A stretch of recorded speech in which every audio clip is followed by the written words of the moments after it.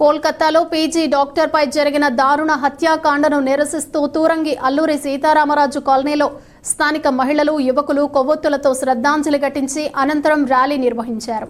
ఈ సందర్భంగా న్యాయవాది ఐద్మా నాయకురాలు నాగజ్యోతి మాట్లాడుతూ రోజు వేలాది మంది సంచరించే ఆర్జీ ఆసుపత్రిలో పీజీ డాక్టర్పై జరిగిన అఘాయిత్యం దాడి యాదృచ్ఛికంగా జరిగింది కాదని ఇది పక్కా ప్రణాళిక ప్రకారం జరిగిన దాడి అన్నారు. మమతా బెనర్జీ ప్రభుత్వం కూడా దాడి జరిగిన తర్వాత తీసుకోవాల్సిన చర్యలు వేగంగా తీసుకోకపోవడంతో అనేక అనుమానాలు వ్యక్తమవుతున్నాయన్నారు. ప్రాథమిక సాక్ష్యాలు లేకుండా చేయటాన్ని ఆమె తప్పుపట్టారు. దోషులను కఠినంగా శిక్షించాలన్నారు. చింతపల్లి విజయ మాట్లాడుతూ నిర్భయ లాంటి ఘటనలు జరిగిన ఈ దేశంలో డాక్టర్పై జరిగిన ఈ దాడి మహిళలను పిల్లలను భయభ్రాంతులకు గురిచేస్తోందన్నారు. ఎన్ని చట్టాలు ఉన్నా రోజు దాడులు జరుగుతూనే ఉన్నాయని ఆవేదన వ్యక్తం చేశారు. మహిళలను చిన్నచూపు చూసే భావజాలాన్ని పాలకులు ప్రోత్సహించడం మానుకోవాలని అన్నారు. అనంతరం కాలనీలో నిరసన ర్యాలీ నిర్వహించారు. ఈ కార్యక్రమంలో C H Ajay Kumar, K Damayanti, C H Sriramani, Subbalakshmi, Nagamani, Raghava, Degala Srinu, Boddu Karthik, Malladi Gangadhar, S Iqbal, Medisetti Srinu, Katari Padmanabham, Tatavarta Subbarao తదితరులు పాల్గొన్నారు. మహిళలు, మా గ్రామ ప్రజలు అందరూ కలిసి డాక్టర్ మమతకు శ్రద్ధాంజలి ఘటిస్తున్నాము. అలాగే వీడికి జరిగినటువంటి అన్యాయాన్ని మేము సహించలేకుండా ఆమె కోసం మేము పోరాడడానికి సిద్ధంగా ఉన్నాం.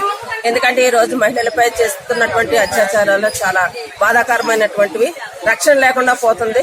కాబట్టి ప్రభుత్వం ముందుకొచ్చి ఎవరైతే అటువంటి అత్యాచారం చేశారో వారిని బహిర్గతంగా ఉరి తీయాలి, బహిరంగంగా ఉరి తీయాలి. వాళ్ళకి కఠినమైన శిక్షలు అమలు చేయాలి. ప్రజల్లోని ఇటువంటి పనులు చేయడానికి భయపడే విధంగా ప్రభుత్వం మారినప్పుడు మాత్రమే ఈ రకంగా మేము మహిళలు బయటకు వచ్చి చదువుకోవడానికి, ఉద్యోగాలు చేయడానికి అవకాశం ఉంటుంది. పని వేళ్లలోని, పని చేసే పని ప్రాంతాలలోని, పాఠశాలలోని, ఉద్యోగం చేసే దగ్గర అనేక దగ్గర ఇటువంటి సంఘటనలు జరుగుతూ ఉంటే మహిళలకు రక్షణ లేకుండా పోతుంది. దయచేసి ప్రభుత్వం మా విన్నపం మీరు వినాల్సి ఉంది. లేనట్లయితే ప్రభుత్వం మీద తిరుగుబడిలాగా జనాలు తిరుగుబడే అవకాశాన్ని ఇవ్వకూడదని చెప్పేసి మేము విజ్ఞప్తి చేస్తూ మహిళా చట్టాలను కఠినంగా అమలు చేయాలి. అలాగే రేప్ చేసినటువంటి వాళ్ళని ఉరి తీయాల్సిందిగా మేము కోరుతా ఉన్నాము.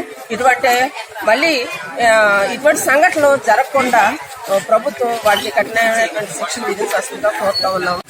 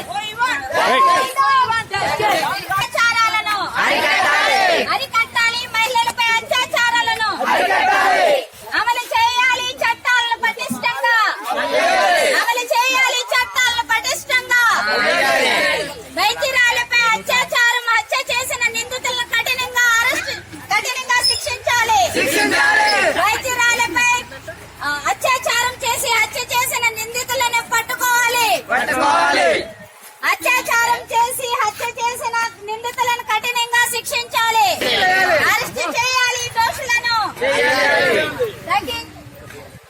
అరికట్టాలి, మహిళలపై జరుగుతున్న అత్యాచారాలను.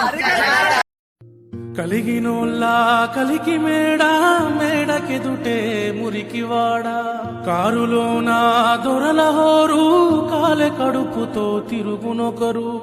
చూడవే పేదల కలిపోరు, ఇదే నా దేశం మారిన తీరు. రాజ్యంలో రాజకీయ జెండాలు తప్ప మరేమీ మారలే.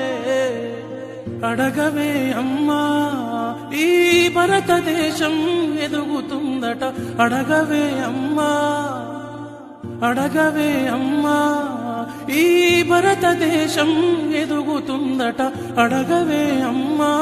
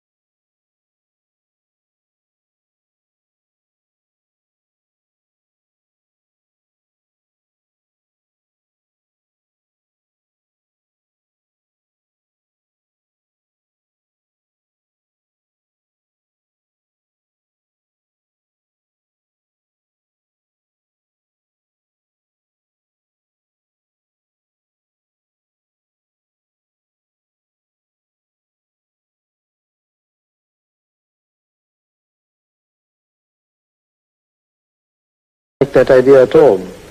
Well, now you and Mr. Gandhi and Mr. Jinnah, you were all involved at that point, or before the point of independence and then partition, in the fight for independence of India from British domination. Mr. Jinnah was not involved in the fight for independence at all. In fact, he opposed it.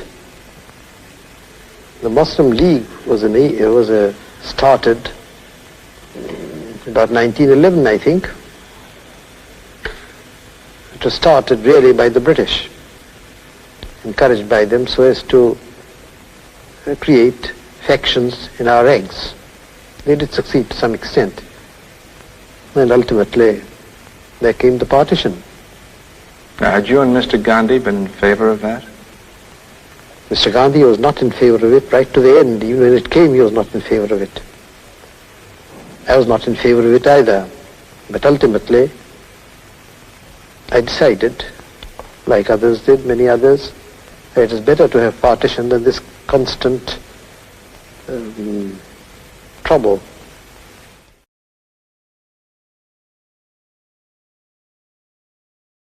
CPM అడుగు త్యాగాల మడుగు ఉద్యమ ప్రస్థానం